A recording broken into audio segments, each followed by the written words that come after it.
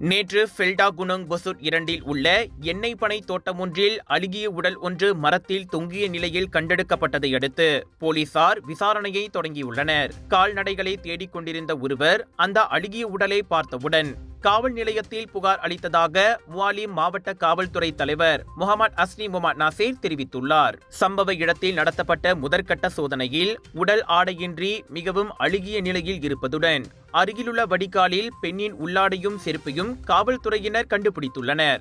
மேலும் திருமணமான இந்திய பெண்கள் பொதுவாக அணியும் நகைப்பொருளான தாலி சங்கிலி இறந்தவரின் கழுத்தில் இருந்ததை தொடர்ந்து பாதிக்கப்பட்டவர் இந்திய வம்சாவளியை சேர்ந்தவராக இருக்கலாம் என்று அவர் மேலும் விளக்கமளித்துள்ளார். இந்நிலையில் அழுகிய உடல் ஈப்போவில் உள்ள ராஜாபுர் மைசூரி பைனூன் மருத்துவமனைக்கு பிரேத பரிசோதனைக்காக அனுப்பப்பட்டதுடன் இவ்வழக்கு தொடர்பான தகவல் அறிந்த பொதுமக்கள் காவல்துறையினரை உடனடியாக தொடர்பு கொள்ள வேண்டும் எனவும் கேட்டுக் கொள்ளப்படுகின்றனர்.